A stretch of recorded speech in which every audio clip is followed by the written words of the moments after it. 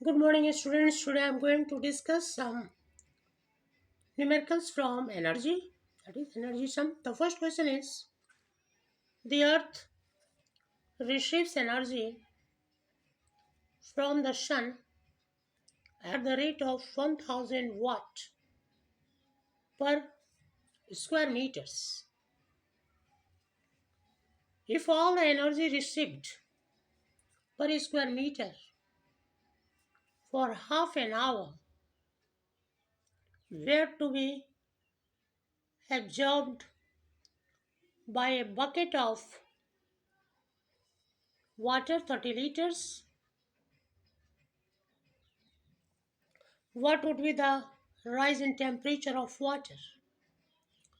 The solution is here power equals to 1000 watts. Energy supplied equals to what? That we have to find out. Time taken equals to half hour, that is equals to half into 60 minutes, that is equals to 30 minutes. And that we have to convert into seconds. So 30 into 60 seconds, that is equals to 1800 seconds. Now we know that power equals to energy supplied by time taken. So 1000 is equals to energy supplied by 1800.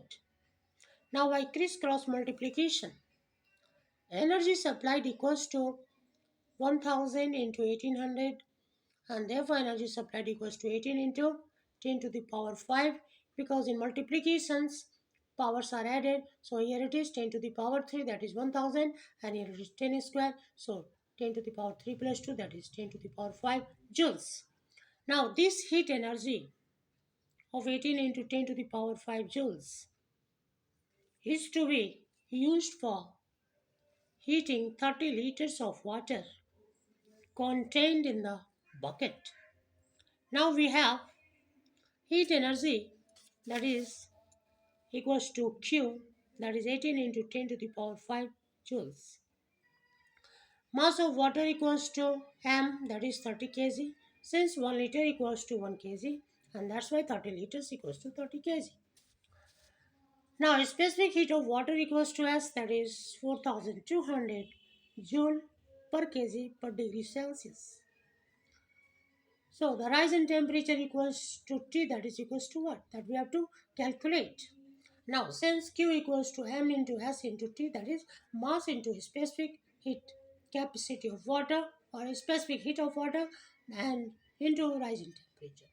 So Q we have 18 into 10 to the power 5, that is equals to mass is 30 and a specific heat of water is 4200 into T. Therefore, T equals to 18 into 10 to the power 5 by 126 into 10 to the power 3. Now 18 7 is 126. So here in the denominator 7 is there. And in division, powers are subtracted when the bases are same. So here 10 to the power 5 minus 3, that is equals to 10 to the power 2 by 7, that is 100 by 7, and that's equals to 14.2 degrees Celsius is the rise in temperature of the water. Now second question is 1 gram of biogas on burning produces approximately 36 kilojoule of energy.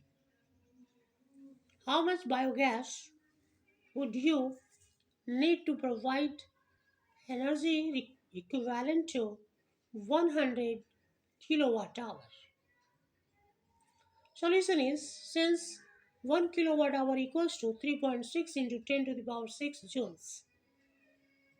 So 100 kilowatt hour equals to 3.6 into 10 to the power 6 into 100 joules.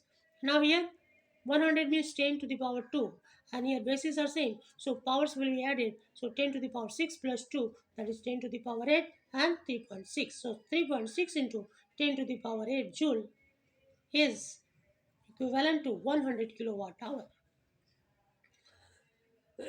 Now this joule we will convert into kilojoule. So we know that 1000 joule equals to 1 kilojoule.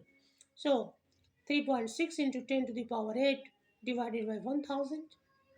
1000 means 10 to the power 3. So power will be subtracted here. because in division powers are subtracted when bases are same. So it is 3.6 into 10 to the power 8 minus 3, that is 10 to the power 5 kilojoule. Now, since 36 kilojoule energy is obtained from 1 gram biogas, therefore 1 kilojoule of energy will be obtained from 1 by 36 gram of biogas, and then therefore 3.6 into 10 to the power 5 kilojoule will be obtained from 1 into 3.6 into 10 to the power 5 by 36. Now this decimal is removed, then your 10 is coming down. So 36 and 36, it is being cancelled. And again here power is subtracted, so 10 to the power 5 minus 1, that is equals to 10 to the power 4 gram. And again 1000 gram is 1 kilogram. So this is divided by 1000, and 1000 means 10 to the power 3. In division powers are subtracted, so 10 to the power 4 minus 3, that is equals to 10 kilogram.